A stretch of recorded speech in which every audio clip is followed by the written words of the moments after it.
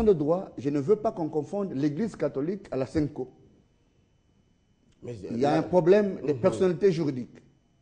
C'est très important, parce que quand vous dites Église catholique, vous risquez d'engager même des citoyens qui sont en Haïti. Vous risquez d'engager la communauté chrétienne universelle de l'Église catholique romaine. La Senko est connue et elle a ses statuts. Ça, c'est très important. Alors, je rentre sur un autre aspect. Pourtant, on ne la peut même pas. Senko qui représente l'Église catholique, ce sont les dirigeants qui se retrouvent. Mathieu, l'Église catholique est universelle et les romaines. Ça, et c'est plusieurs vrai. églises catholiques, oui. Ce sont des choses autour desquelles on ne discute pas. C'est presque un peu comme on dit, mettez l'évangile. Alors, un autre aspect, on ne peut pas méconnaître le rôle de l'Église catholique dans la construction, la refondation, mieux la fondation de la petite démocratie. Et j'aimerais vous poser cette question. A-t-elle vraiment contribué à l'évolution de la démocratie en RDC? Mathieu, on peut ne pas l'accepter.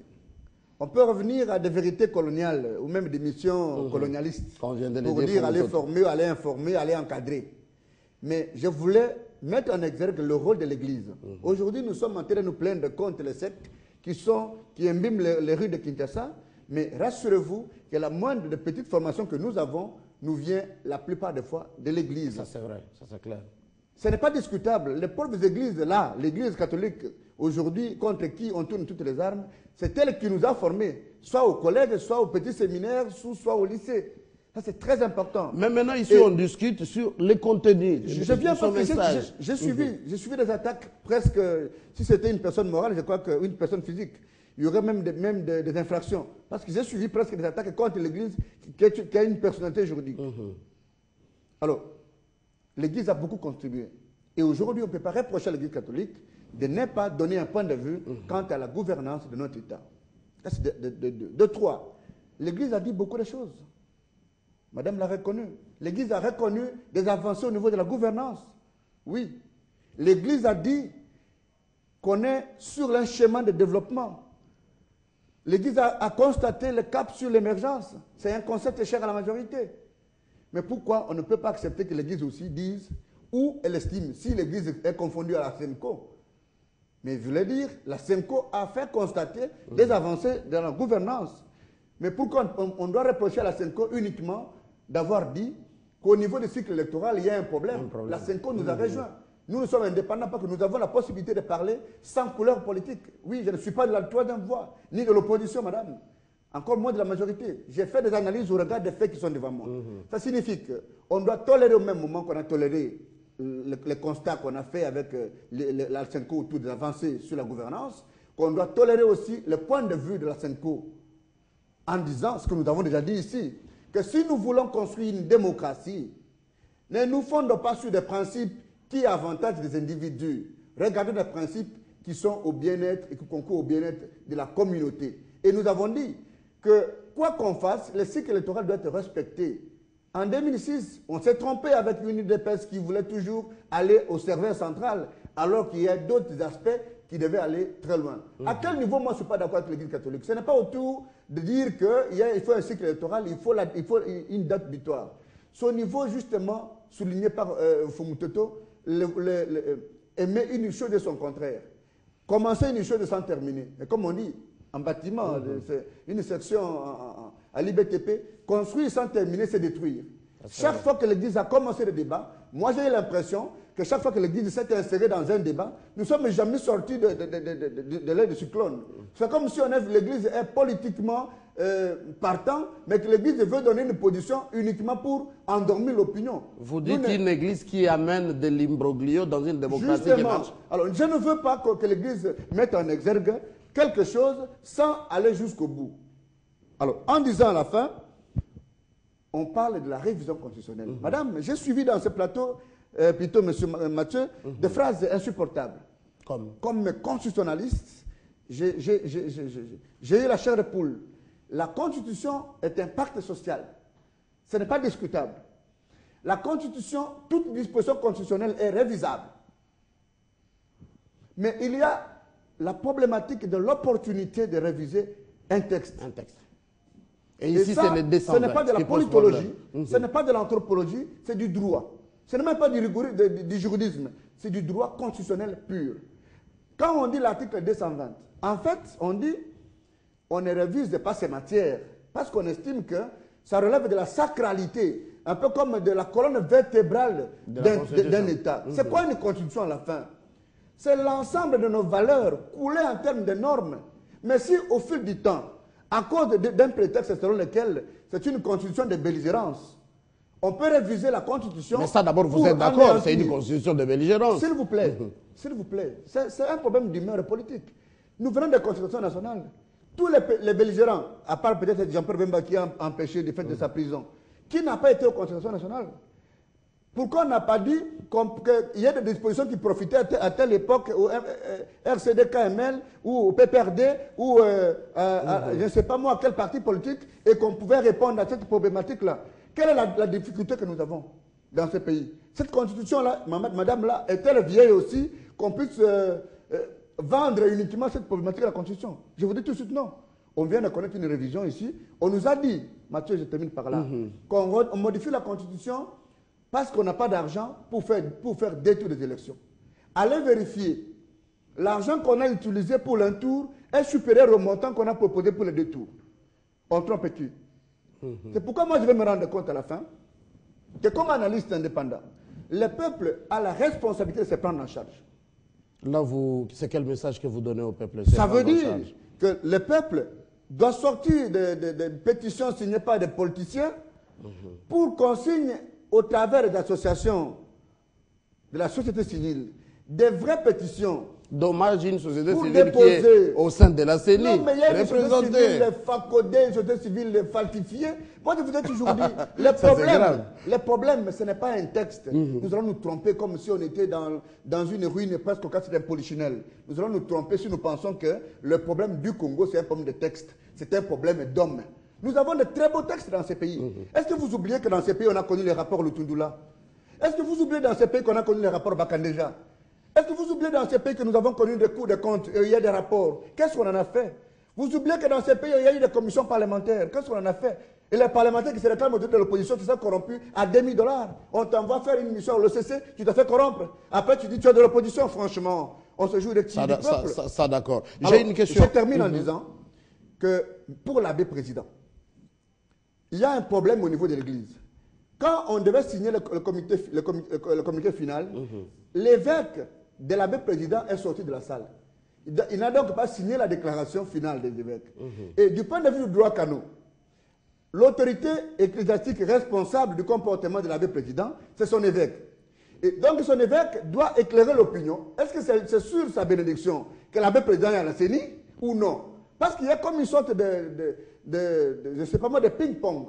Et l'abbé président devait tirer les conséquences, madame. Quand on a un homme d'État, quand on a des responsabilités, je me sens à l'aise que je suis à face de madame Luka parce que nous nous comprenons aussi bien dans la philosophie que dans la dynamique de réflexion. Quand on est un homme d'État, quand vous êtes mis en cause, il faut jeter l'éponge. Et les jours où vous continuez à vous accrocher, rassurez-vous que l'histoire, dans son jugement, ne vous pardonnera jamais. C'est le message qu'il faut adresser à l'abbé président parce que vous êtes communicateur et que votre majorité soutient son calendrier. Il est en train de nous suivre. Alors, madame Ernestine, on revient vers vous. On attaque la majorité. La Sénéco a-t-elle péché en disant seulement que le calendrier soit complété, qu'on clarifie sur la situation de Malou Malou et surtout cette recommandation, le respect des mandats? En quoi ça dérange?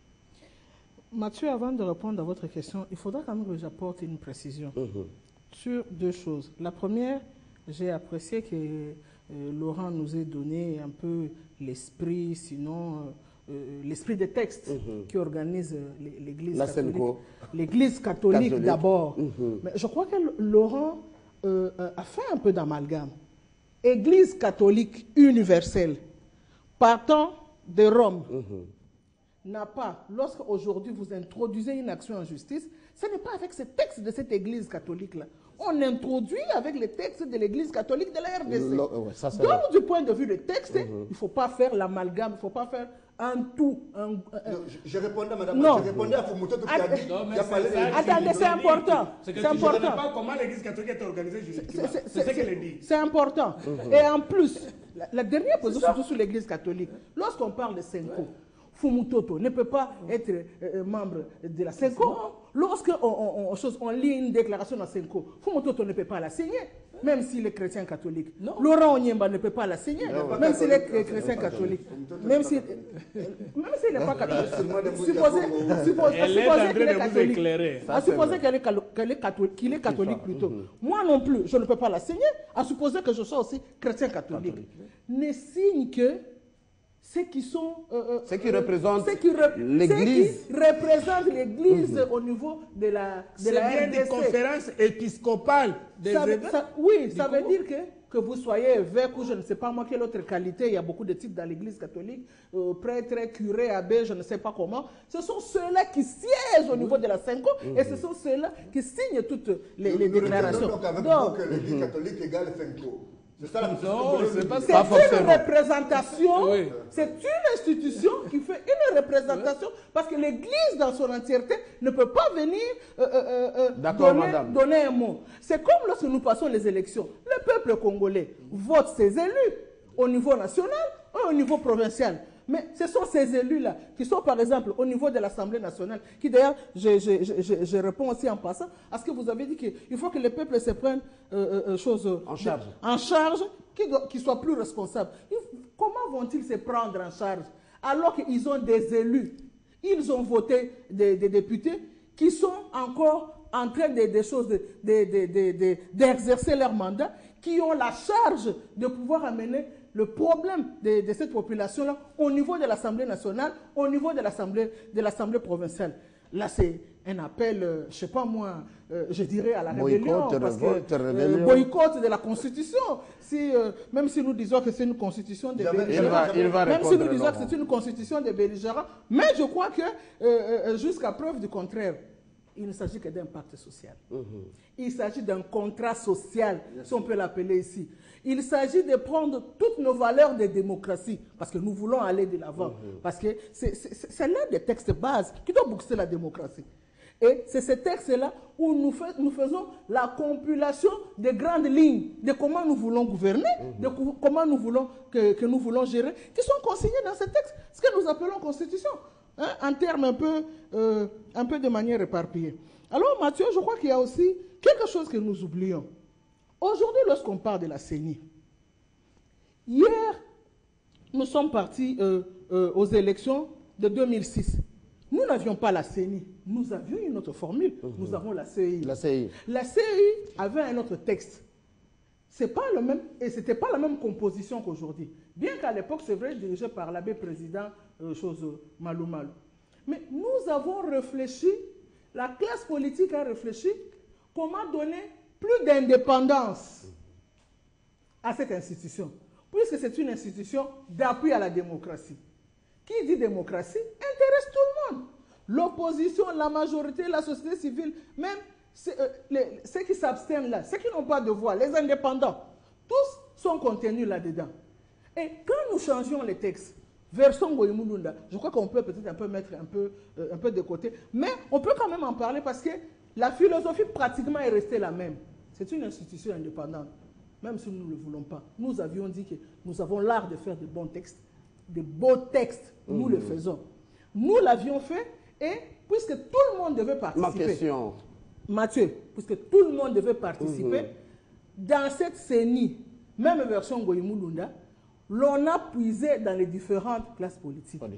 L'on ne peut pas dire aujourd'hui que ceux qui sont allés aux concertations et ne sont pas partis dans cette CENI. Mais je crois qu'il y a des partis politiques. Ça, c'est une nouvelle revendication que moi aussi je viens. Il y a des éléments, il y a certaines personnalités, il y a certains partis politiques qui ne sont pas allés aux concertations, qui sont dans cette CENI, nouvelle formule ici.